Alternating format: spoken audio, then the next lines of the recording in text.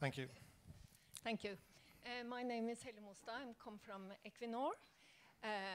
To get enough feedstock will obviously be difficult. And also you said in your presentation that the sustainability criteria is also important.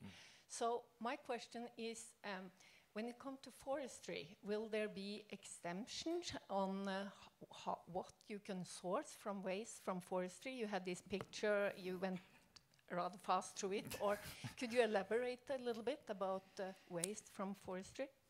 Thank you. Yes, of course, all feedstocks has to meet the same criteria. So, and I don't see any problems with the Norwegian forestry meeting those criteria. They have, of course, they will have to be approved by this called voluntary schemes, which are the bodies in Europe who approves for the sustainability criteria. So of course, they have to go through the whole value chain from the managing of the forest, the production.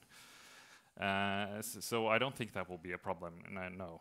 But I do have to mention that the advanced biofuels definition in Norway is the same as in the ILUC directive, and it says that basically all forest byproducts, it doesn't have to be waste or residue, but even byproducts, for example, fleece, industry fleece, the wood chips also is considered advanced biofuels.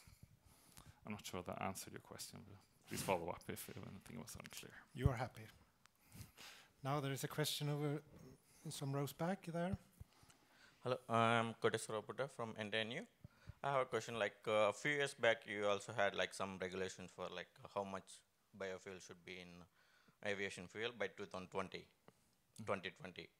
How far you have achieved that one? You mean the long-term goals in aviation? It's in a national transport plan, which the parliament approved in 2017.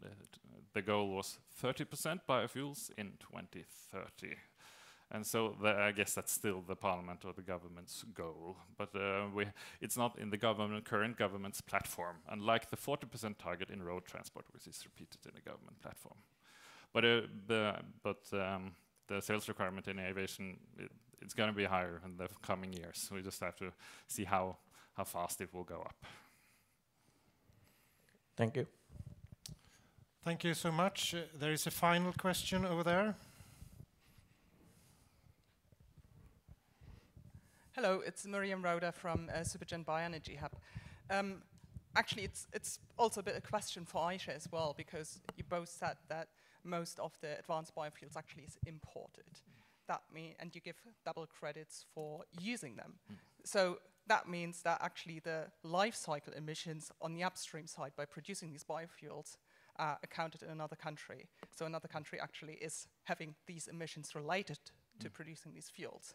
While you get the double credits on your kind of like territorial emissions or not releasing emissions.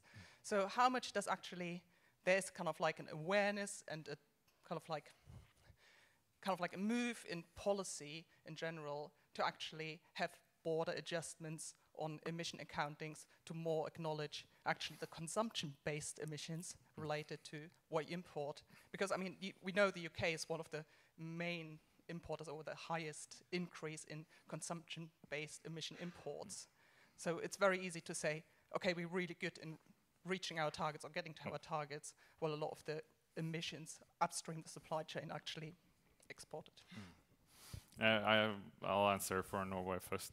I absolutely agree with you, and it's been a lot of focus on that in Norway, especially from the press and also NGOs. So each year we share both the numbers in our reduction in emissions on our Norwegian emissions, but of course we also account for the upstream emissions. So the life cycle emissions of all biofuels, we account for them and present them in tons and see how the global emissions change by the use of our biofuels, and we also include the ILUC, the indirect land use change factors from the EU to calculate those kinds of emissions as well. I know those factors in the directives have been heavily criticized, but that's what we're working with, and that's what we show as well. So, but we're absolutely aware of it, and when we advise our politicians and our department, we definitely try to show the whole picture, and there's more than just as we heard from Supergen earlier, there's more than GHG emissions. There's other environmental factors to take into consideration. I'm not sure if Aisha, if you have any comments.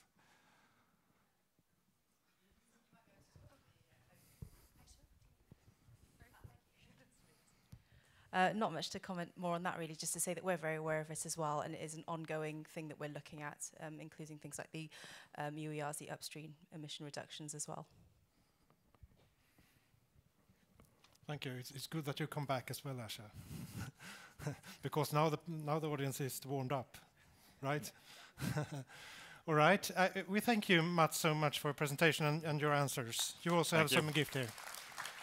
Oops. Thank you so much. So this is